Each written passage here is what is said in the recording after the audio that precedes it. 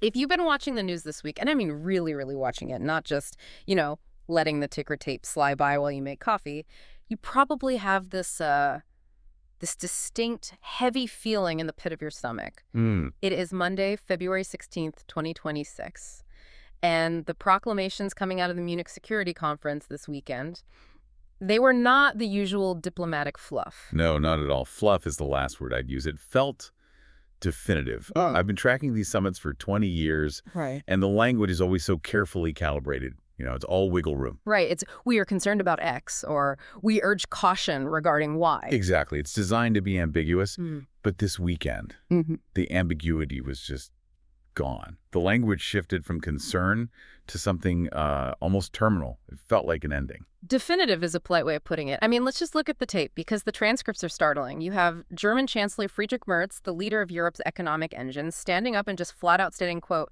"The world order as it has stood for decades no longer exists." He didn't say it's eroding. He didn't say it's in trouble. No, he said it's gone, past tense, done.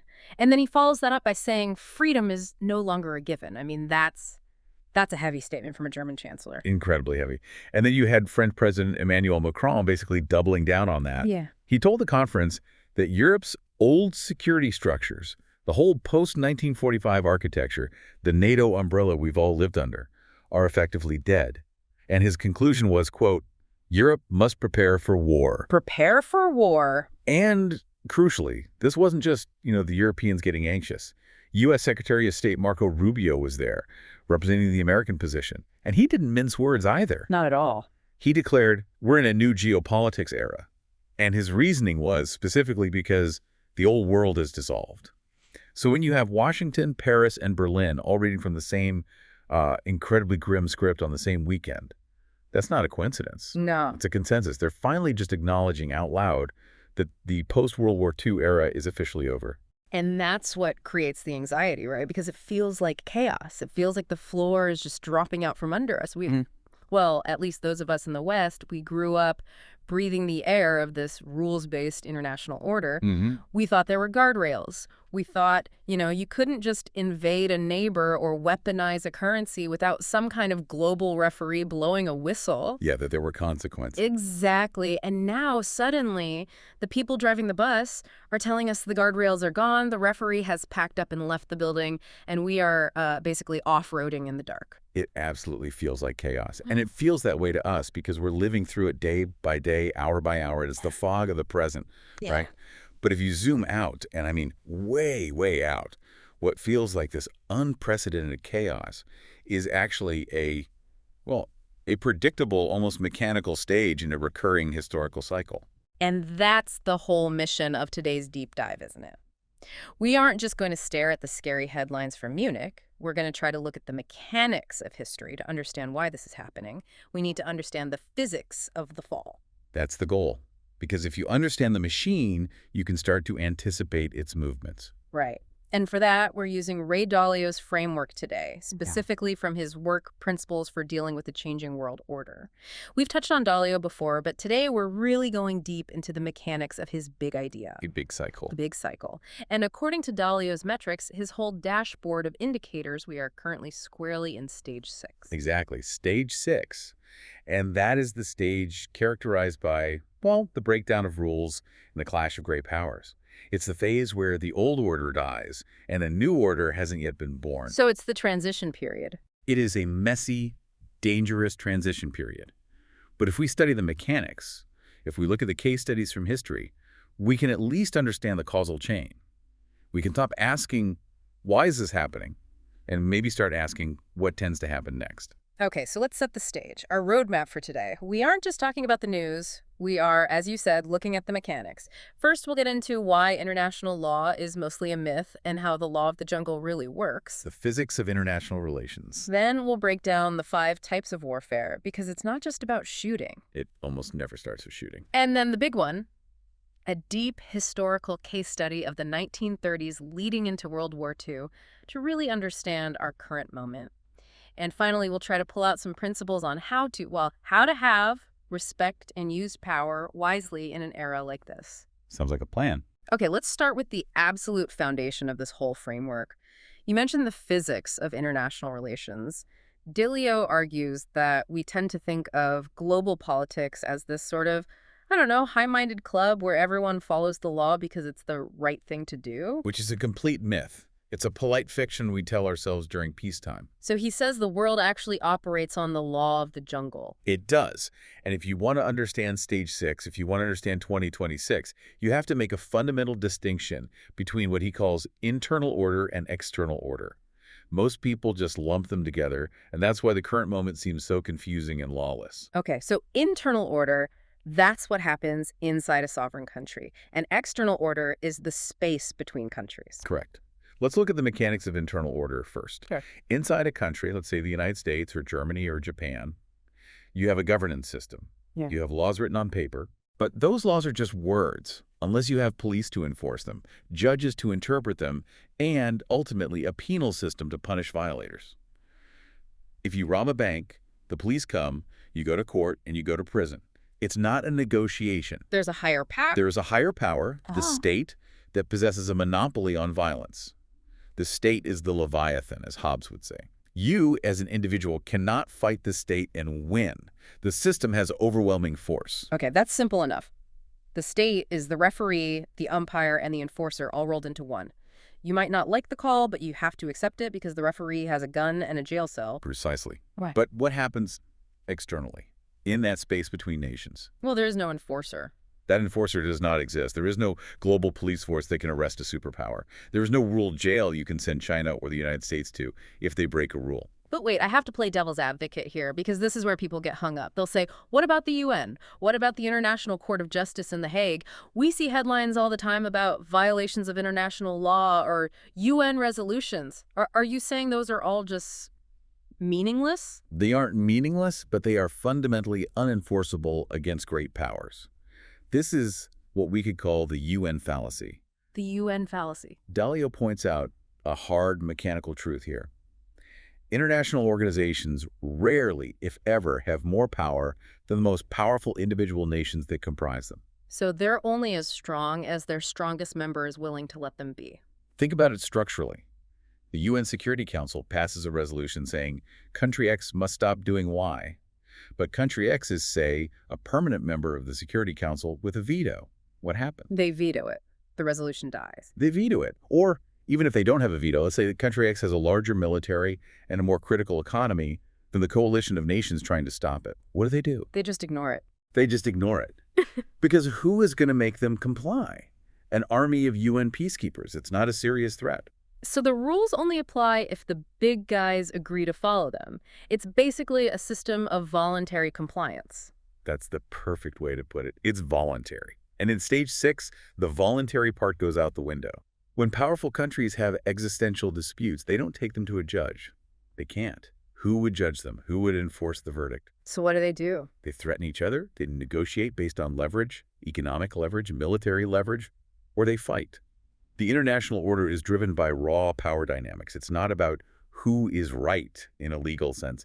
It's about who has the might. As Dalio puts it, and it's a stark phrase, the international order follows the law of the jungle much more than it follows an international law. And that explains the Munich comments perfectly. Merz, Macron, Rubio. Right. They aren't just being pessimistic. They're acknowledging that the voluntary compliance phase is over, the polite fiction is evaporating. The tide is going out, and we're seeing who's been swimming naked, so to speak. But here's where it gets complicated. You mentioned that this law of the jungle doesn't always mean shooting wars right away. And, I mean, despite the rhetoric, we aren't in World War III yet. No. And this is probably the most crucial thing for you, for our listeners, to understand right now. We have this very binary view of the world. It's either peace or war. Right. Peace is when nothing is happening. War is when tanks cross a border. And that's a dangerously simplistic model. Dalio identifies 5 distinct types of warfare, and usually the first 4 types are raging for years, sometimes a full decade, before the 5th one, the shooting, actually starts. If you only look for tanks, you miss the war entirely until it's on your doorstep. Okay, I think we need to go through these 5 types in detail because I have a feeling we are already deep in the trenches of the first few. What's the first type? The first, and usually the opening salvo, is trade and economic wars. This isn't just healthy competition. This is the deliberate weaponization of commerce. So we're talking about tariffs, import restrictions. Tariffs, import restrictions, subsidies that are explicitly designed to violate trade agreements. But look at the intent. The goal of a trade war isn't just to protect your own widget industry. It is to actively damage the rival's economy, To weaken them. to hollow out their industrial base so they cannot sustain themselves in a real conflict. It's about creating dependency or, conversely, forcing their deindustrialization. When you slap a 100% tariff on a rival's electric vehicles or their steel, you are trying to kill that sector of their economy. You are laying siege to it. It's a siege, just a slow-moving one. Okay, we've definitely been seeing that since, what, the late 2010s? Oh, absolutely. It's been escalating steadily. Yeah. Which brings us to the second type, which is often happening at the same time, technology wars. The fight over who builds the future. Exactly. This is the fight over national security technology. In the 20th century, this was about who had the best steel for battleships or the fastest fighter planes. Today, it is about who controls the compute, who gets the advanced logic chips, Who controls the AI algorithms? who has the quantum computing breakthrough, who controls 5G, 6G, the whole communications stack. This feels like the most intense front of the conflict right now. It really does. And notice the mechanism here. It's not just we want to be better at AI. It's we must prevent them from having advanced AI.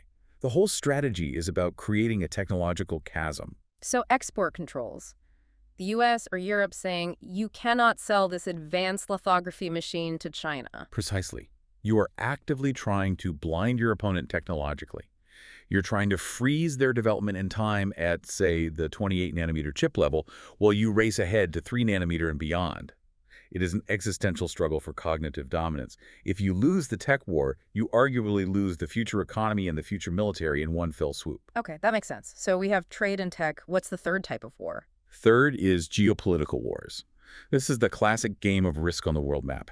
It's about disputes over territory and the building of alliances. This is usually handled through negotiations, but very aggressive ones. Having matches. Constant shoving matches. If you put a military base on that island in the South China Sea, we will put missiles in this country that borders you. It's the expansion of spheres of influence. We see this in the South China Sea, in Eastern Europe, in the Arctic as the ice melts. It's a constant battle to control the strategic choke points of the globe, the shipping lanes, the resource hubs. It's not shooting, but it's shaping the future battlefield. You are setting the chessboard for the eventual conflict.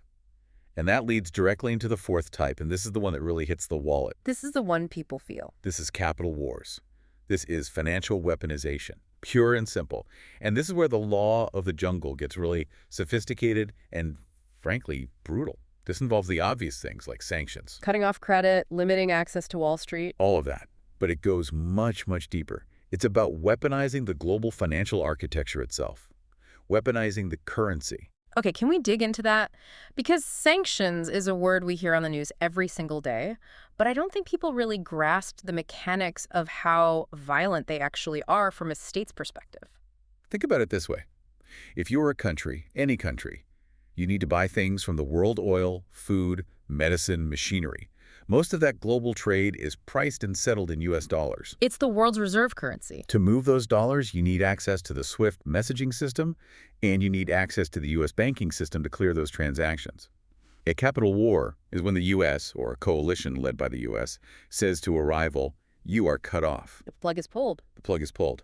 Suddenly, your country's credit cards don't work internationally. Your banks can't talk to other banks. And then the kill shot.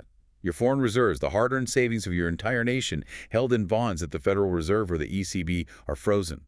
Gone. You are effectively suffocating the country's economic circulatory system. Yes. It is a direct attempt to destroy a nation's currency, induce a banking collapse, and trigger hyperinflation, all without firing a single shot. It is a devastating weapon. Okay, so that's four. Trade, tech, geopolitical, and capital. What's the fifth and final stage? The fifth is what we all think of as war. Military wars. Yeah. The actual shooting. Tanks, planes, ships, soldiers. This is when all the other measures have failed to achieve the strategic objective. And I assume there's a sixth, or maybe an overarching one, cyber? That's a great point. Dalio argues that cyber warfare isn't really a separate sixth type. It's a thread that runs through all five. How so? Well, you use cyber attacks to steal intellectual property in the tech war. You use it to disrupt port operations in the trade war. You use it to hack into the central bank in the capital war. You use it to disable radar and communications in the military war. It's the ubiquitous weapon of the 21st century that enhances all the other forms of conflict. So the progression, the physics, as you called it, is that nations don't just wake up one day and decide to start shooting. They escalate through these first four stages. That's the historical pattern. The trade, tech, geopolitical, and capital wars usually evolve and intensify over a period of about 10 years before the military war begins. Why that long? Why not just get to it? Because military conflict is incredibly risky and expensive. It's the option of last resort. So nations try to subjugate their rival without the risk of shooting first. They try to win by economic strangulation or technological dominance. But, this is the ominous part, if those measures fail to resolve the conflict, or, even worse, if they push the rival into a corner where they feel they are dying anyway. That's when it spills over into the fifth stage. That's when the shooting starts. Which brings us back to the cycle itself. You mentioned this big cycle. Dalio didn't just look at the last 20 or 50 years. He looked at data going back to the year 1500, specifically in Europe and Asia. What was the pattern he found? Because we all tend to think this time is different, but the data suggests we're just hamsters on a very old wheel. A very old and very predictable wheel. He found a recurring pattern, a cycle that lasts roughly 150 years on average. It oscillates between long periods of peace and prosperity and shorter, more violent periods of depression and war. And the mechanism behind it isn't random. It's rooted in human nature and the mechanics of capitalism itself. Exactly. It's a causal chain. So explain that mechanism. How does peace lead to war? It seems so counterintuitive. You'd think peace would just breed more peace. You would hope so. But here's the chain of events that Dalio's research lays out. You start with a new order.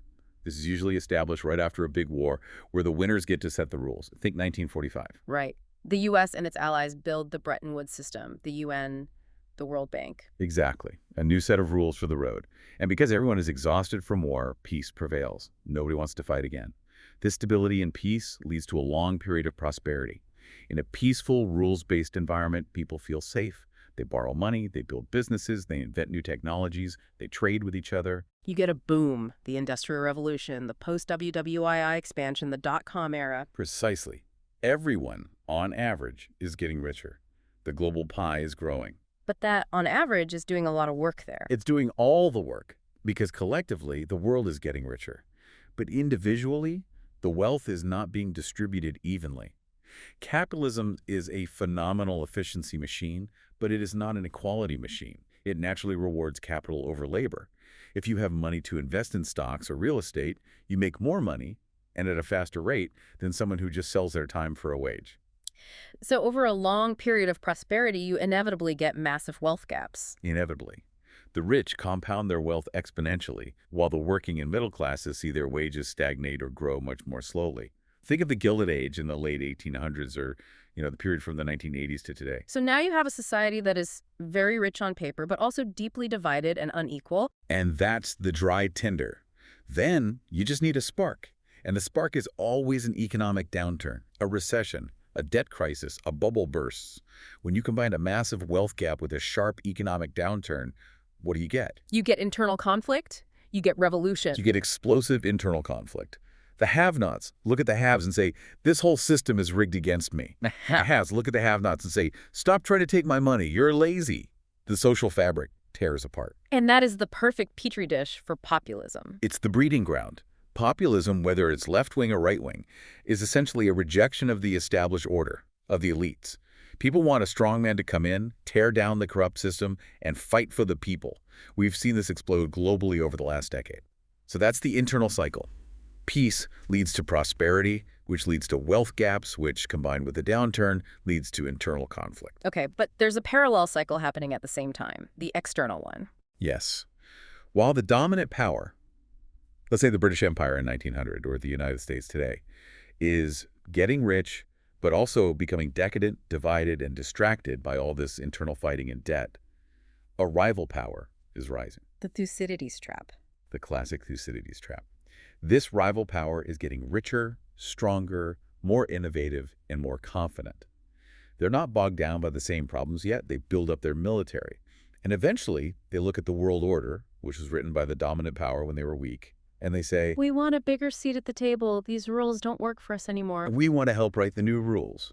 And of course, the dominant power, which benefits from the current rules, says absolutely not. And this is where the trust evaporates and you get what you called the prisoner's dilemma. Yes, and I want to pause on this because prisoner's dilemma is a term people throw around, but the game theory application to war is absolutely terrifying. Explain it in this context.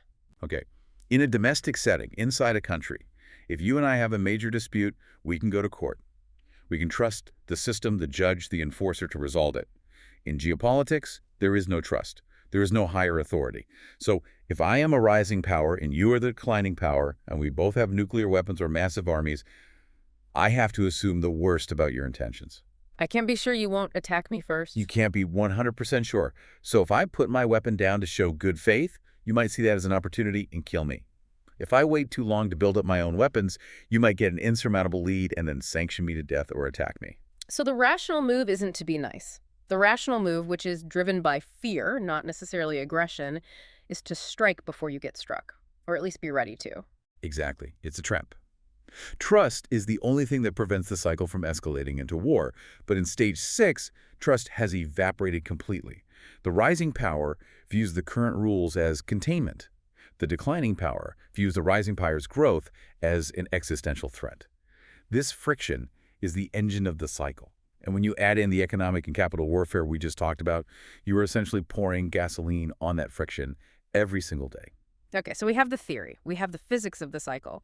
But to really get this, to really feel the gravity of what Marco Rubio and Chancellor Merz are saying in Munich, we need to see it in action. Dalio spends a huge portion of his analysis on the 1930s, leading into World War II. Yeah. And frankly, reading through this case study, it's not just similar to today, it's a blueprint, it's eerie. The 1930s are the perfect case study because they show the full, tragic transition from a trade and economic war into a full-blown military war. It validates this stage 6 theory perfectly. And it all starts with a single event, the global financial crash of 1929, the Great Depression. The economic crash that completely changed global psychology. It changed everything. Before 1929, you had the roaring 20s. Global trade was high. Nations were, for the most part, trying to cooperate. Then the bubble bursts. The global economy collapses. Suddenly, the pie isn't growing anymore. It's shrinking fast. And it becomes a zero-sum game. If my country eats, your country starves. This crisis forced every nation to a fork in the road. And this goes right back to your internal order point. Massive wealth gaps from the 20s, plus utter economic ruin, equals populism. Yes, but the type of populism depended on the country's internal conditions. In countries with weak democratic traditions and extreme economic pain like Germany, Japan, Italy, Spain, they lurched toward fascism, which is a form of right-wing populism. The narrative is, the outsider, the other, is to blame, and we need a strong, charismatic leader to restore our national glory. And in the USSR, you had left-wing populism, communism. The rich capitalists are to blame. We need to smash the class structure. Exactly. But what about the established democracies, the US and the UK? Well, they had stronger institutions, a longer history of democracy. They had stronger institutions and arguably slightly less severe economic pain, so they didn't collapse into full-blown dictatorship. But, and this is a key point, they did become much more populist and protectionist. Right. FDR wasn't a dictator, but he seized massive executive power. He tried to pack the Supreme Court. He implemented huge government programs like the New Deal that would have been called socialist just 10 years earlier. The entire world, democracy and autocracy alike, moved toward big government, nationalism, and every man for himself. Globalization died. Let's zoom in on Germany, because I think in school we often learn about Hitler as this singular evil charisma machine, which of course he was. But Dalio's analysis is so powerful because it breaks down his rise as a cold economic mechanic. It wasn't just speeches, it was economic engineering. It's absolutely essential to strip away the emotion for a moment to see the machinery. Germany was utterly humiliated by the Treaty of Versailles after World War I, and then completely crushed by the Great Depression. Unemployment was around 25% in 1933. 1 in 4 men out of work. 1 in 4. Banks were failing. People were literally starving in the streets of Berlin. So Hitler didn't just win on a platform of hate. He won on a promise of order and economic restoration. He promised to fix the machine. And mechanically, how did he do it? How did he consolidate power? Well, first, he used the crisis to seize political power. The Reichstag fire, a supposed internal security threat, gave him the pretext he needed to have President Hindenburg invoke Article 48 of the Constitution. This was the emergency power clause. It allowed him to suspend civil rights temporarily to restore order. And temporarily never ended. Of course not. Then came the Enabling Act, which allowed him to pass laws without the Reichstag's approval. In essence, he used the legal system to dismantle the legal system. It was a legal coup. That's the political side. Yeah. But the economic side is where Dalio's analysis gets really chilling. Because strictly looking at the numbers, what the Nazis achieved was, on the surface, an economic miracle. The numbers are absolutely staggering. Unemployment went from that 25% in 1933 to literally 0% by 1938.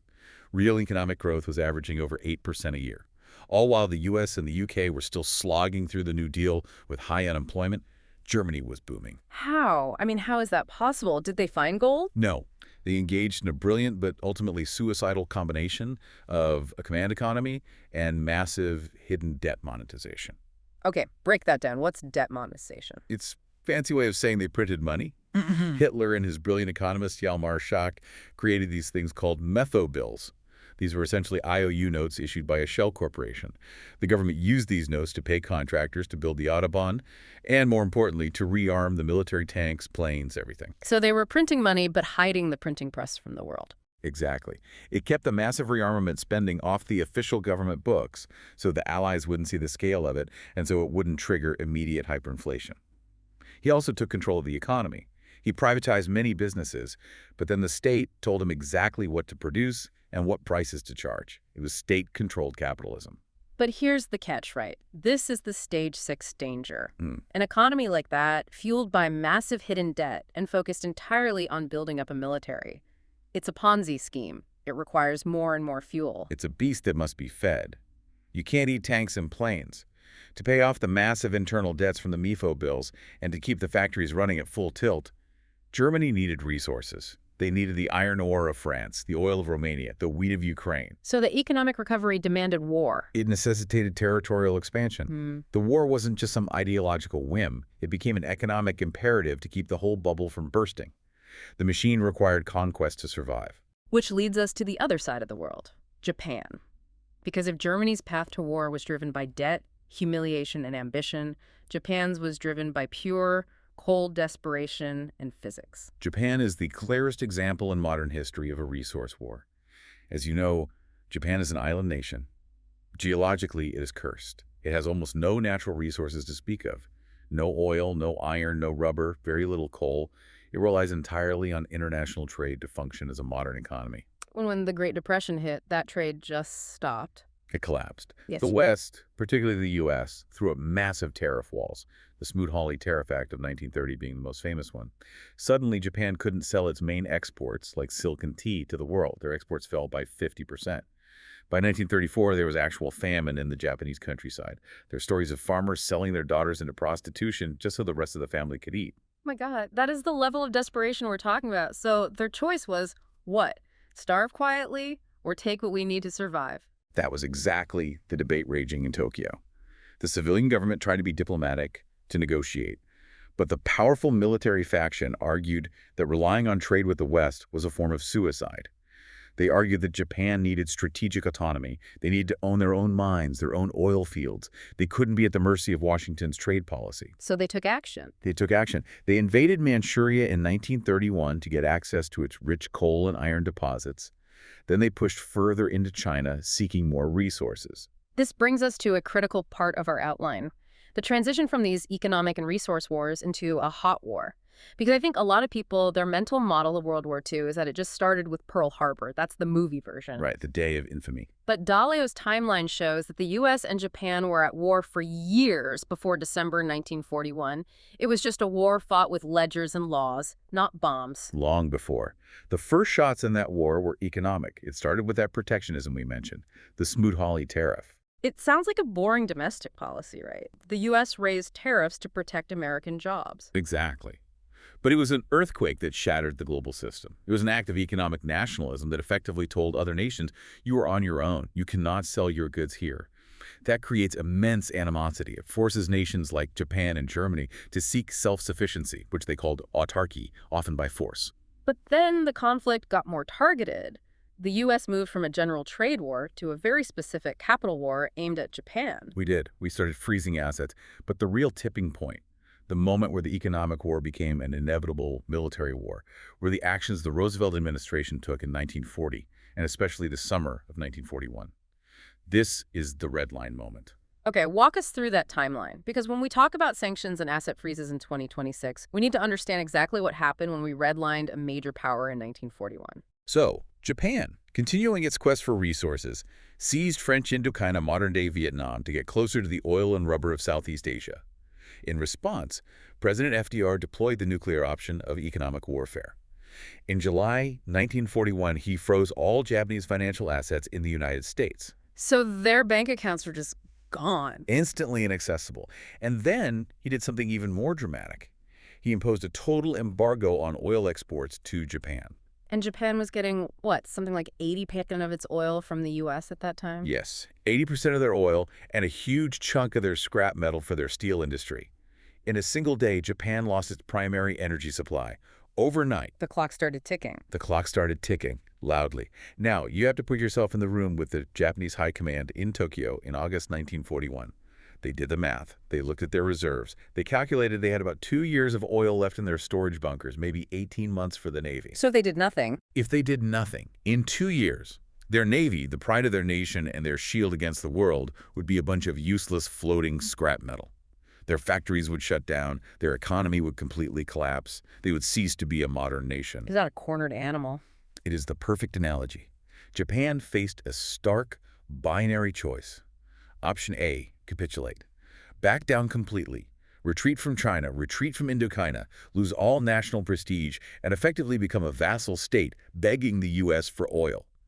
Total humiliation and decline. Or option B. Option B, fight the United States. Even though they had to know they couldn't win a long, protracted war against the American industrial machine. This is the absolute tragedy of it.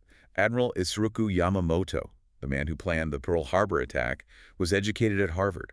He knew America. He told the emperor, "I can run wild for 6 months or a year, but after that, I have absolutely no confidence." They knew they couldn't win a long war. But they felt they had no choice. They felt the economic strangulation was already an act of war that guaranteed their destruction. The oil embargo was an existential threat, so they chose to gamble everything on a single desperate roll of the dice, attack Pearl Harbor, sink the U.S. Pacific Fleet, and hope for a quick, shocking knockout blow that would force the U.S. to the negotiating table and grant them the resources they needed. And this connects directly back to what we were saying about Stage 6 and the news we're seeing today. It is the defining characteristic of this stage. Economic warfare, sanctions, embargoes, asset freezes. It isn't just a slap on the wrist. It is a powerful weapon that often pushes a rival into a corner where military war becomes their only perceived option for national survival. They don't fight because they think it's a good idea. They fight because they believe the alternative is intolerable. That is a deeply chilling thought when you look at the landscape of sanctions and tech embargoes today. I mean, we are freezing central bank assets. We are blocking access to critical technologies. We are seizing reserves. We are running the 1941 playbook. We are. And we need to be very aware of the potential consequences. Okay, let's shift gears slightly. We've talked about the buildup to war, but if we are indeed entering this new geopolitics era that Marco Rubio talked about, what does that mean for our money? Most of the people listening to this aren't generals. They're investors, business owners, regular people with a 401k. What happens to an economy during a total war? Dalio's analysis of wartime economics, particularly looking at WWII, offers a pretty grim but consistent blueprint. The single biggest shift is the move from what he calls a profit-making system to a war-making system. Meaning companies stop worrying about quarterly earnings and shareholder value and start worrying about tank production quotas. The government effectively takes over the economy. In a total war scenario, the free market as we know it is suspended. You get rationing of everything: gas, food, rubber, metal. You get price controls where the government tells you exactly how much you can charge for bread or steel. You get wage controls. And you get foreign exchange controls. Absolutely. Meaning you cannot move your money out of the country. So if you see the writing on the wall, you think, I'm going to move my life savings to a bank in Switzerland. Too late. You can't. The door is bolted shut. And then there are the taxes. We complain about taxes today. In the U.S., the top marginal income tax rate went from about 25% in 1930 to 81% by 1941. Eventually, it hit over 90% on top earners. 81%. That is It's hard to even imagine today. That's essentially confiscatory. It was what was deemed necessary to fund the war machine. And for investors, all the normal rules get flipped upside down. We always hear that cash is king during a normal recession. But during a major war, cash is trash. Okay, explain that mechanism. Why is cash trash? Because governments don't pay for massive wars with just taxes. They pay for them by printing money. They borrow from themselves, from their own central banks. This causes the money supply to explode. Now, what happens when the amount of money in the system explodes, but the supply of actual goods to buy shrinks? Because all the factories are making bombs or are being bombed. You get massive inflation. Massive runaway inflation. If you held German marks, Japanese yen, or even French francs during the war, your wealth was completely wiped out. Even the British pound, on the winning side, lost a significant amount of its purchasing power. Holding cash is a guaranteed losing strategy. So cash is out. And credit between enemy nations obviously stops working. You can't write a check to a country you're at war with. Right. So what becomes the coin of the realm in a world like that? Gold. Gold. Gold is universally accepted. It's nobody else's liability or debt, and it holds its value when paper currencies are being debased into oblivion. In World War II, gold was the only way to settle critical international transactions between non-allied or neutral parties.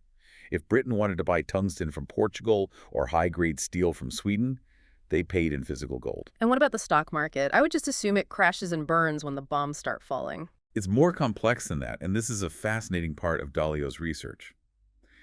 In the losing countries, Germany and Japan, the stock markets did eventually close and were completely wiped out. Investors lost everything. But in the US and the UK, the markets became a real-time barometer of the war itself. Like a scoreboard for who is winning. Exactly. German stocks actually rallied hard early in the war from 1939 to 1941, when they were winning and seemed invincible. But then you look at the Allied markets. They bottomed out in 1942, but after the Battle of Midway, the decisive turning point in the Pacific Allied stocks started a massive rally that continued right until the end of the war. So the market was basically betting on who would survive to write the rules of the new order. Precisely. If you're an investor in the country that's likely to win, you might actually do okay if you can dodge the massive taxes and the inflation. If you're in the country that's going to lose, your assets are going to zero. Wealth is rarely preserved in a losing nation. It is usually confiscated by the winner or inflated away by the loser's dying government. Okay, we've covered a lot of scary stuff. The physics of war, the cycle of conflict, the economic ruin. It's a heady Monday. But Dalio calls his book Principles for a reason. He's not just a historian of doom, he tries to offer a way to navigate this. So if we're in stage 6, if the law of the jungle is back, how do nations, and by extension, people, survive it? He boils it down to a simple but profound triad.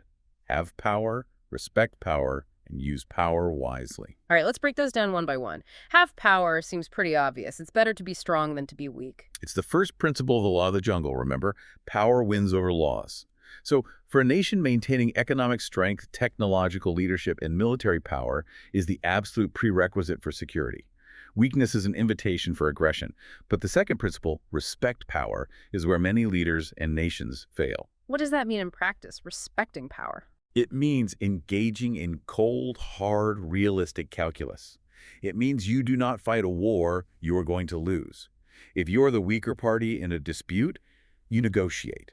You compromise. Dalio has a brutal line about this. Martyrdom is usually for stupid ego reasons. It's better to survive with a painful compromise than to be utterly destroyed for the sake of national pride. That's a very hard pill for a sovereign nation to swallow. Just submit because they're bigger than you are. It's brutal. It's the law of the jungle. But look at the history books. Look at what happened to Czechoslovakia in 1938 when they tried to stand up to Germany, or the ancient Malians in the Peloponnesian War. The strong do what they can, and the weak suffer what they must. Respecting power means knowing exactly where you stand in the pecking order so you don't get eaten. Okay, and the third one, use power wisely. This sounds like it's aimed at the big guys. This is the critical nuance for the great powers. Using power wisely doesn't just mean bullying weaker countries. It means recognizing that generosity and building trust can create win-win scenarios that are far more profitable and stable than war. But he also has this great metaphor for the harder side of using power, the hidden knife. The hidden knife, I like that. It sounds ominous. He says great power is best handled like a hidden knife. You don't walk around waving in everyone's face. If you brandish your power constantly, do this or I'll sanction you, do this or I'll bomb you, you threaten people. You make them paranoid. You force them to go out and get their own knife. You accelerate the conflict cycle. So you keep it in your pocket until you absolutely have to use it. Or you reveal it strategically. Sometimes just flashing the handle of the knife, demonstrating what you could do without actually doing it, is enough to force a peaceful settlement. But if you overuse sanctions, if you overuse threats, you degrade your own power. You force your rivals to build alternative systems to get around you, like China building its own ship supply chain because we cut them off from ours. This all comes back to that prisoner's dilemma again. The ultimate goal is to somehow avoid the lose-lose outcome where everyone ends up fighting. Collaborative negotiation is the only way out. And the most important part of that negotiation is understanding the other side's red lines. The things they will absolutely die for. Exactly. You have to know, with cold clarity, what is truly existential for your rival. For Japan, in 1941, access to oil was a red line. For Russia or China today, there are certain territorial and political red lines. If you cross one of those red lines, you are no longer negotiating. You are forcing a war. You have to know where that cliff edge is so you don't accidentally drive the whole world over it. But the fundamental reality, as Dalio points out, is that rising powers want to change the rules of the world and declining powers want to keep them the same. That friction is real and maybe unavoidable. It is the fundamental engine of history. And usually, eventually, that engine overheats. So let's try to wrap this all up. We started today with the news from February 2026, the Munich Security Conference. The stark global consensus that the old order is dead. We are, for all intents and purposes, back in the law of the jungle. We are in stage 6. The signs are all there. The breakdown of international consensus, the internal political polarization, and most clearly, the rise of those first 4 types of warfare: tariffs, sanctions, tech bans, geopolitical shoving matches. These are the historical precursors. We are watching the thunderheads gather on the horizon. And history teaches us that when the economic and social pain gets great enough, nations change. They turn to populism. They take drastic risks. They gamble on war because the status quo becomes unbearable. That is the ultimate lesson of the 1930s. It wasn't that people suddenly became evil overnight. It was that the conditions created a pressure cooker that was bound to explode. And we learned today that winning in this dangerous game means getting what is important to you without losing what is most important. And that is the incredibly delicate tightrope that world leaders are walking right now. They're trying to check a rival's power without destroying the entire global economy or triggering a nuclear exchange in the process. So here is the final provocative thought I want to leave you with today. And it's really a question. The scariest lesson from that 1941 Japan case study is that they felt they had to fight because the economic alternative, starvation, collapse, and irrelevance, was simply intolerable. They were cornered. Right. From their perspective, they chose a gambler's chance at survival over the certainty of a slow death. So if we are indeed in a new era of great power politics, and if we are seeing economic warfare ramping up every single day here in 2026, what are the red lines for the major powers today? And perhaps the more important and terrifying question is this: are we currently pushing a rival into a corner where they feel they have no choice but to fight? Because if we are, we might be unintentionally triggering the very catastrophe we're trying to prevent. That is the question that should keep us all up at night. Thanks for taking the deep dive. Stay safe out there.